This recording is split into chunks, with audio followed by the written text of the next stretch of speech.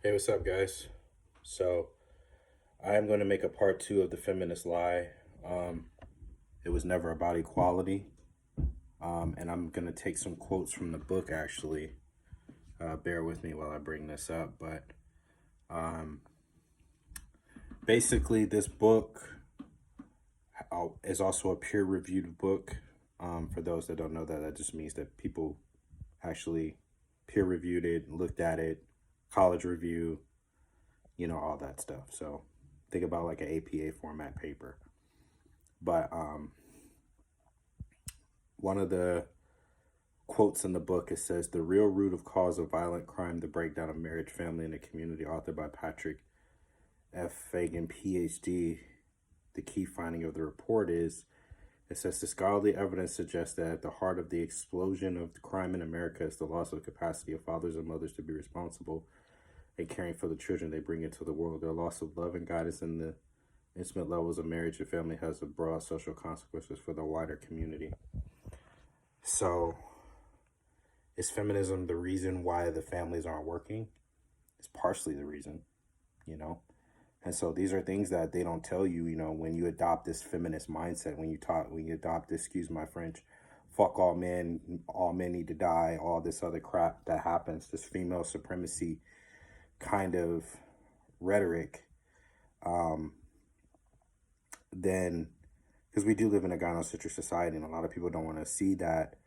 I mean, I may get a lot of heat for this, but feminism was never about equality. It was about infiltrating different systems and different groups in order to keep power and to gain power. And so, the patriarchy is about fathers being in the home. The assassination of the father in the home has happened tremendously in our community, especially in the Black community for sure. So I just wanted to bring awareness to that.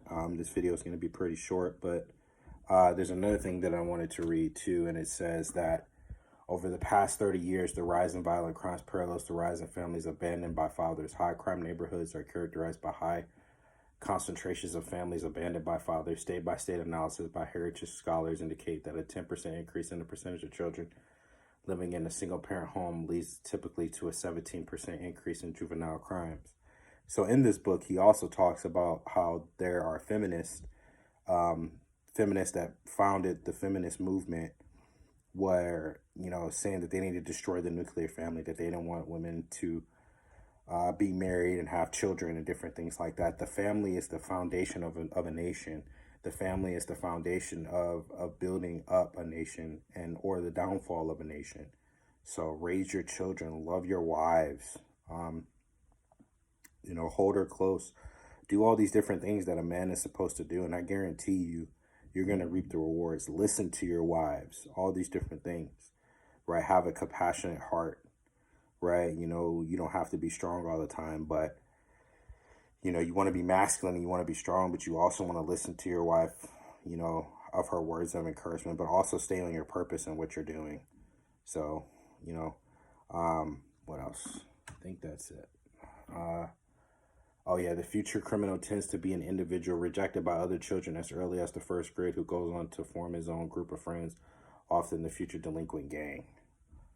So these things are very powerful that need to be addressed in our communities and in our schools and different things like that. Maybe I'll do a video about the school system later when I do some research on that, but I would say homeschool your kids because the government is trying to indoctrinate them in some crazy, crazy stuff, and you don't want that.